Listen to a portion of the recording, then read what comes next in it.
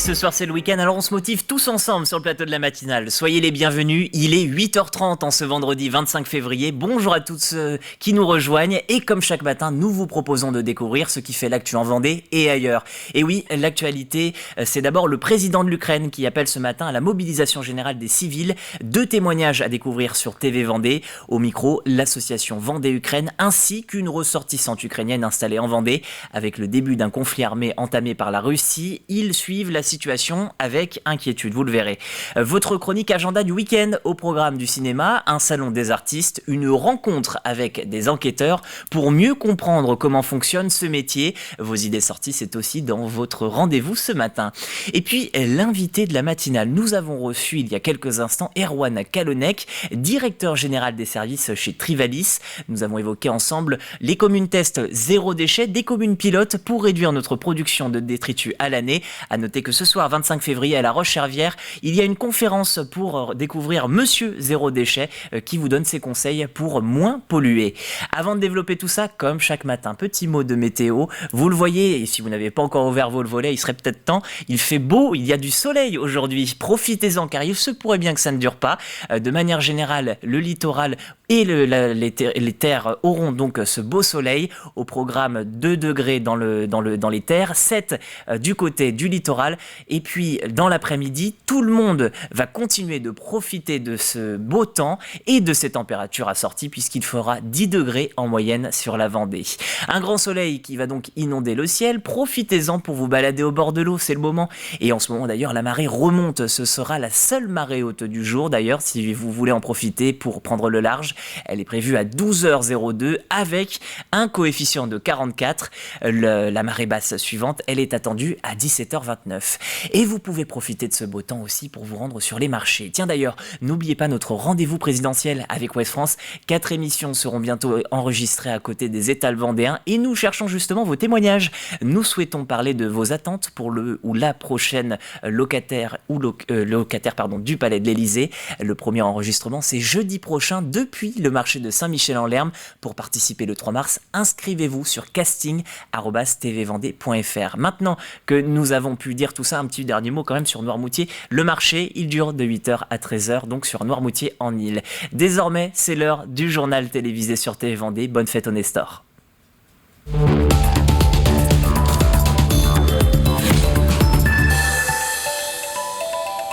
Et on commence ce flash avec la situation en Ukraine. Suite à l'offensive russe entamée à l'est de l'Ukraine, le président Volodymyr Zelensky a appelé à la mobilisation générale de sa population pendant la nuit. La centrale nucléaire de Tchernobyl est tombée sous le contrôle de la Russie. Les derniers bilans font état de 137 décès parmi les forces ukrainiennes. Si la situation semble lointaine, des ressortissants ukrainiens s'en émeuvent. Présents sur l'autre département, c'est le cas de Marina Rigal. Elle est installée en Vendée depuis près de 10 ans. Elle reste en contact avec sa famille qui habite à quelques kilomètres de la frontière est de l'Ukraine. J'ai reçu cet appel à 6h du matin de part de ma maman qui a commencé à un petit peu pleurer et s'inquiéter. Elle a dit « Marina, il y a un souci, je crois qu'on a de la guerre dans le pays ». J'avoue que j'étais pas prête du tout à voir ce genre de nouvelles parce que c'est quelque chose à quoi j'ai pensé en dernière minute, en fait, en dernière position, parce que je me suis dit, là, dans le siècle qu'on vit, on peut se créer des discussions, on peut forcément arranger des choses. Le département de la Vendée recense aussi une association nommée Vendée-Ukraine. Hier, Anita Rafno, la présidente de l'association, a pu entrer en contact avec des amis présents sur place. Ce matin, on n'arrive pas à le joindre, mais on a essayé de joindre un autre ami qu'on connaît bien aussi, donc on a hébergé aussi chez nous, et qui nous a envoyé une photo d'une carte d'Ukraine montrant les bombardements qu'il y a eu cette nuit. Et en fait, on se rend compte que les bombardements ne sont pas si loin que ça de la ville de Lviv. Voilà, des propos enregistrés donc hier. Dans le reste de l'actualité locale, colère chez les producteurs de sel de Noirmoutier. Un changement législatif permet à tous les types de sel d'être labellisés bio depuis le début de l'année. Pour les sauniers noirmoutrins, il s'agit d'une concurrence déloyale. Ils redoutent aussi une confusion chez les consommateurs. Mercredi, l'Assemblée nationale s'est donc emparée du problème et a adopté un projet de résolution. Ce texte souhaite créer un cahier des charges précis pour protéger les savoir-faire des petits producteurs. À Noirmoutier, Pierre Dalicieux. Voici la coopérative de sel de Noirmoutier. Ici, on y trouve du sel brut, bien sûr, mais aussi des produits en lien avec la demande du consommateur. On fait pas que du sel, on ne vend pas que du sel naturel. C'est sûr que nous, ce qu'on fait sur les marais salants, c'est du gros sel et de la fleur de sel. Et après, le gros sel, on peut le broyer pour en faire du sel fin. Et puis, on vend du sel fin à nature, mais on vend aussi du sel fin aux piments d'Espelette, aux herbes. Et là, par exemple, ce qu'on est en train de conditionner là, c'est du sel fin aux herbes et légumes bio. Donc là, ce qui est bio pour l'instant, c'est que les herbes et les légumes qu'on met dedans. Et peut-être que demain, ce sera carrément le sel qui sera bio aussi, quoi. Des producteurs de sel de Noirmoutier et plus largement sur la façade atlantique inquiets face à l'arrivée du label bio, un règlement européen voté en 2018 et applicable depuis le 1er janvier dernier. Un règlement sans cahier des charges précis pour le moment. Pour l'instant, la Commission européenne n'a toujours pas dit comment elle allait faire, mais tous les rapports qu'elle a diffusés jusqu'à présent sur le sujet, ce sont des rapports qui sont très inquiétants parce qu'ils donnent l'impression qu'en fait, tous les types de sel, vraiment, même du sel qui est fait par extraction minière avec explosifs, des sels qui sont lessivés, dans lesquels on rajoute des adjuvants, tout ça pourrait avoir le tampon sel biologique, sel AB. En fait, on serait mis sur le même plan d'égalité que des sels qui sont pas naturels. Et là, du coup, la problématique, c'est que le consommateur, lui, il ne saura pas faire la différence parce qu'il va avoir confiance. En tout cas, c'est l'objectif des labels, c'est d'avoir confiance dans le label. Et donc, on se dit, on a le label AB, ça veut dire que c'est bon pour l'environnement. Ce mercredi 23 février, les députés ont voté une résolution en faveur des sauniers. Une bonne nouvelle pour les exploitants. Il y a eu une approbation, ce qui est du coup extrêmement favorable. Le gouvernement qui s'est exprimé aussi à l'Assemblée à ce moment-là a eu une position qui semblait aussi plutôt effectivement de compréhension et favorable et qui a dit que le gouvernement français allait être vigilant avec tous les éléments techniques qui lui permettraient effectivement d'avoir une discussion avec la Commission européenne. Prochaine étape, le 8 mars, où un cahier des charges plus précis sera présenté aux 27 États membres par la Commission européenne. En politique, Christelle Morancet, la présidente de la région des Pays de Loire, était dans le sud Vendée ces dernières 48 heures. L'occasion d'inaugurer les rencontres avec les Ligériens, un rendez-vous pour se rendre au cœur des territoires et faire connaître l'action de la région dans nos départements. Pour ce premier rendez-vous, la présidente a rencontré des associations, des élus et des entreprises. Réélue en juin dernier, ce déplacement était l'occasion pour elle d'évoquer les priorités de son mandat. L'objectif, c'est vraiment d'être sur le terrain. Vous savez, c'est quelque chose moi qui m'anime particulièrement, mais c'est de passer 2 jours en immersion totale sur le terrain, et donc pour pouvoir échanger avec l'ensemble des acteurs, que ce soit des chefs d'entreprise, que ce soit des associations comme l'outil en main que je viens de visiter, ou ici sur une initiative faite par la commune avec des enfants et qui rejoignent dans la plupart du temps les priorités que j'ai fixées pour ce nouveau mandat, à savoir l'emploi, la jeunesse et la transition écologique. C'est simplement lui montrer que nous, on est tout un groupe de bénévoles qui aspirent à donner de leur temps pour leur savoir-faire, pour que les enfants puissent peut-être un jour, on ne sait pas, mais accéder au métier manuel. Et pour nous, c'est vraiment très valorisant. La région qui sera le centre du salon de l'agriculture le 2 mars prochain à l'occasion d'une journée spéciale. Mais la Vendée ne sera pas en reste puisqu'une journée dédiée au département est également prévue le mardi 1er mars. Alors à la veille de l'ouverture de ce rendez-vous annuel, de nombreux professionnels achèvent leurs préparatifs en vue du salon de l'agriculture. Au GAEC Audureau par exemple, Only You, un taureau est bichonné du matin au soir pour le concours à venir. Et dans ce reportage de Colline Davy, vous allez voir qu'il nécessite beaucoup d'attention. 1500 kilos de muscles à seulement 4 ans. Only You, c'est son nom, a été acheté par 3 exploitants vendéens. Et c'est chez Frédéric Audureau que la bête a trouvé logis. C'est un taureau en fait qu'on a acheté à l'âge de 10 mois. Et aujourd'hui, par rapport à ce qui se fait sur les concours, on a vu que notre taureau avait avait le potentiel d'être présenté ou puisse participer à Paris.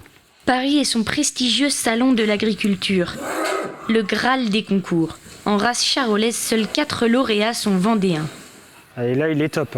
Alors pour faire partie de l'élite, un long travail s'impose. Des douches chaque semaine, 2 douches par semaine, avec un toilettage assez rigoureux et faire marcher l'animal pour qu'il ait une très bonne mobilité et pour qu'il puisse bien se déplacer au salon. Soigner la démarche, c'est le défi de ce taureau. Caron Liu est attendu sur tapis rouge. Il défilera sur l'allée Prestige à Paris. Le départ est fixé vendredi matin, plus que quelques jours avant l'instant de vérité. C'est le résultat d'un long travail. Et puis, il y a la partie un petit peu de stress, la partie de stress du concours, quoi. Un stress qui perdure d'année en année, même après 36 participations.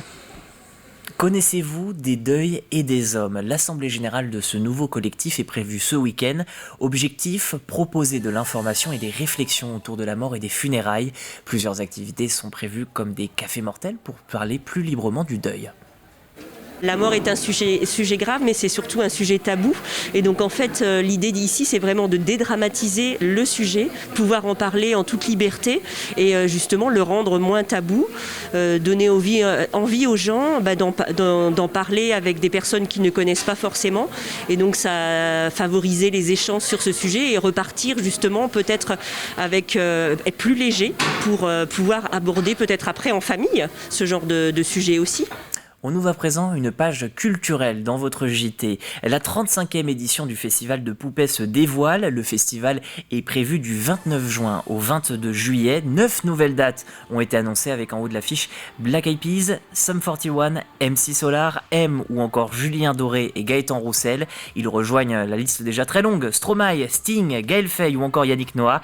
Si vous êtes intéressés, dépêchez-vous. 80 000 personnes ont déjà pris leur ticket pour ces premiers artistes. Pour les nouvelles dates, la billetterie ouvre le 10 mars prochain.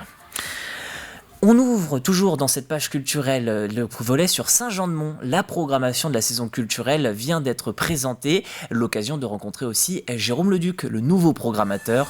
L'enjeu cette saison, renouer avec le public après 2 ans d'annulation et de perturbations liées à la crise sanitaire. On a une saison culturelle qui va commencer au mois d'octobre, une ouverture en septembre et d'octobre jusqu'au mois de mai, parce que le dernier spectacle aura lieu pendant Kids Folie au mois de mai. Après, on passe le relais, parce qu'on a plein d'événements, parce qu'il y a la déferlante de printemps, le week-end de l'Ascension, et ensuite la déferlante d'été sur les 2 mois d'été. Il y a aussi d'autres événements qui se passent sur Saint-Jean, comme Site à la Trouille pendant les vacances de Toussaint.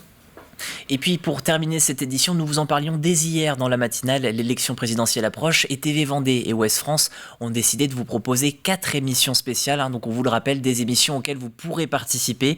Le premier tournage se déroule dans une semaine, le 3 mars prochain, au cœur du marché de Saint-Michel-en-Lerme. Cette émission est destinée à tous les habitants de Vendée. Il suffit d'être disponible dans la matinée pour nous rejoindre sur place. Renseignements et inscriptions sur casting@tvvendée.fr. Je vous le répète, renseignements et inscriptions sur casting@tvvendée.fr.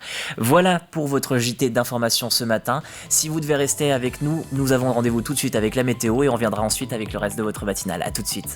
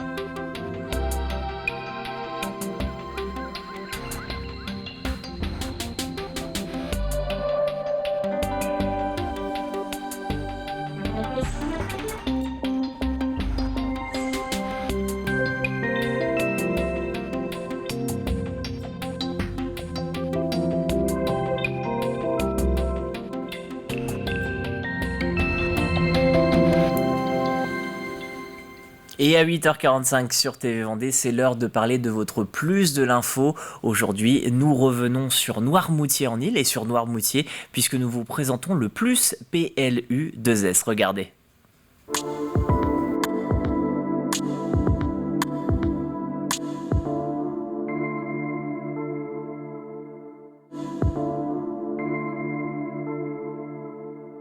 Le plus, c'est le plan local unique santé sociale. Donc c'est un dispositif qui permet de mutualiser 2 contrats. Un contrat porté par l'ARS, le CLS, le contrat local santé, qui permet de faire un état des lieux de l'accès aux soins sur un territoire. Nous y avons également ajouté un volet gérontologique. Et le CTG, le contrat territorial global, qui est un contrat, lui, porté par la CAF, Caisse d'allocation familiale, et qui, lui, est dirigé plus vers la petite enfance, l'enfance, la parentalité, disons donc le côté plus social. L'objectif, c'est de répondre au mieux aux besoins de santé, mais aussi aux besoins sociaux de la population de l'île de Noirmoutier. Donc à la fois, ce qu'on entend souvent, c'est les problèmes d'accès aux médecins, mais pas que, puisque ça peut toucher la petite enfance, la jeunesse. On est aussi sur une île avec beaucoup de personnes âgées. C'est répondre aux problématiques de chacun et chacune. Le plus va intervenir sur énormément de thématiques, sur la thématique du handicap, mais alors à tous les âges de la vie, sur les personnes âgées, la jeunesse, mais aussi la santé de tous, donc les actifs seront également sollicités. Voilà, et donc la santé sociale, c'est l'accès aux droits, l'accès aux soins, les précaires aussi, voilà, c'est très très large. Là, il n'y a rien à envisager, mais je pense à la jeunesse, ça peut être des séances d'éducation à la sexualité pour des plus jeunes, très concrètement. Là, on a aussi le relais petite enfance qui a sa convention, pour l'instant, ça s'appelle le RAM, relais des assistantes maternelles, qui a sa convention qui doit être revue. Donc, c'est travailler tous ensemble pour que ça puisse bénéficier au plus grand nombre et que toutes les structures de l'île y participent. Donc voilà, très concrètement, c'est mettre en place aussi de nouveaux projets. On peut travailler aussi sur la mobilité, je pense à l'épicerie sociale pour permettre au plus grand monde d'y aller. Donc quand on est à Barbade, c'est pas forcément évident d'aller à Noirmoutier, mais ça peut être travailler sur la mobilité. Voilà pour ce plus PLU2S de Noirmoutier, donc le plan local unique de santé et de social. Vous pouvez bien évidemment le retrouver sur tvvendée.fr, rubrique Actu.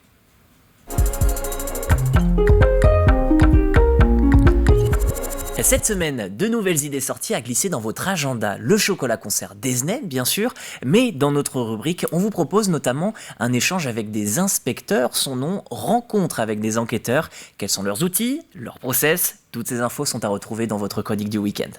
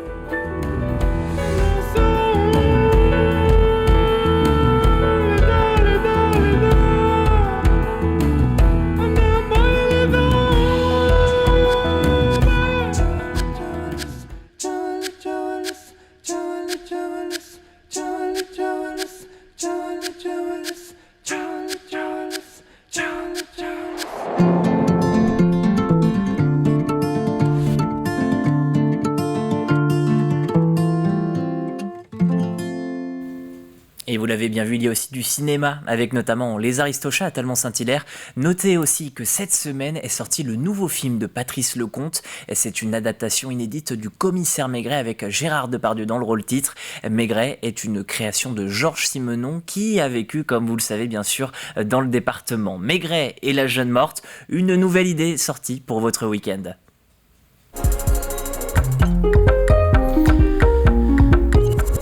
Et si vous sortiez, non pas avec l'agenda du week-end, mais avec Sans détour, l'émission d'Hervé Le Roc. Hervé prend la route avec son nouvel invité. Aujourd'hui, Alain Folzer, chef d'entreprise des Saisonnales. Les Saisonnales, ce sont des résidences temporaires pour seniors peu ou moyennement dépendants, avec pour objectif de revenir ou d'entretenir leur autonomie. Quel est le lien entre un papa personnel de santé militaire et l'homme que vous êtes devenu aujourd'hui? Le hasard de la vie, en fait. Par l'intermédiaire de mon père, que je remercie à ce niveau-là, il m'avait indiqué qu'un groupe hospitalier de la région de Dijon chercher un gestionnaire pour s'occuper d'un établissement en Vendée. Oui. Et c'est comme ça que je suis arrivé tout début janvier 1982 à La Roche-sur-Yon. Sans rien connaître ? En connaissant un petit peu le fonctionnement d'un établissement, oui, mais sans connaître la Vendée. Sur le territoire. Sans connaître du tout la Vendée. Ouais. Donc j'ai débarqué avec mes valises un 3 janvier 1982 à la clinique Saint-Charles. D'accord. Pour reprendre en main cet établissement qui était encore géré par des sœurs. Et à ce moment-là, donc, je suis allé voir les sœurs en leur demandant de me céder le dossier de transmission. Et c'est à ce moment-là que je me suis rapproché d'une équipe de médecins de La Roche-sur-Yon qui était composée de 3 médecins.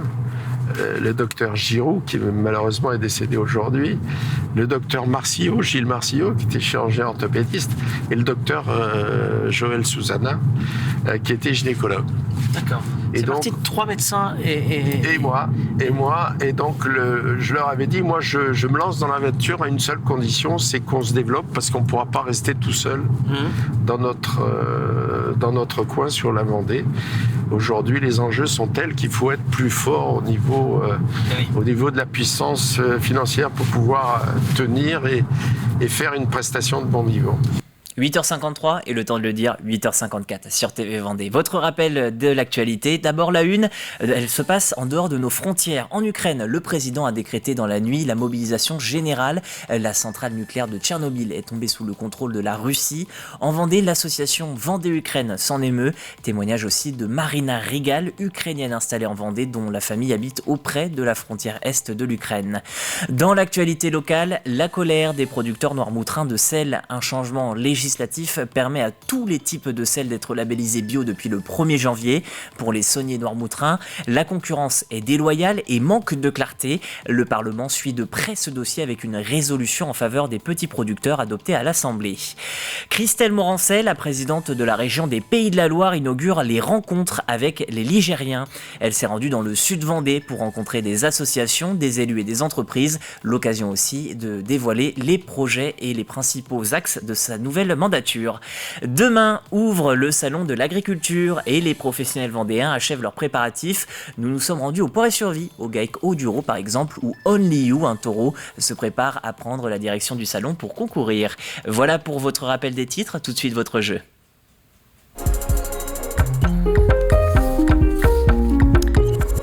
Avec la question du jour, comment s'appelle ce rassemblement annuel de véhicules anciens ? Attention, c'est la dernière fois que je le dis, puisqu'après, forcément, il y a le tirage au sort ce midi. Comment s'appelle ce rassemblement annuel de véhicules anciens ? Si vous n'avez pas suivi la matinale cette semaine, vous pouvez peut-être tenter de remporter 2 fois 2 places pour la comédie Sans dessus-dessous, avec notamment Éric Logéria et Sandrine Quétier. À noter d'ailleurs que vous avez le droit à un indice aujourd'hui. Rendez-vous à Mortagne-sur-Sèvre pour prendre le volant. Voilà pour ce jeu, et ainsi s'achève également cette matinale. Je vous remercie de l'avoir suivi, je vous souhaite une très agréable journée et un bon week-end. Dès lundi vous retrouverez Caroline Tronche, et pour nous on se retrouve un petit peu plus tard. Bonne semaine, bon week-end et à bientôt sur TV Vendée.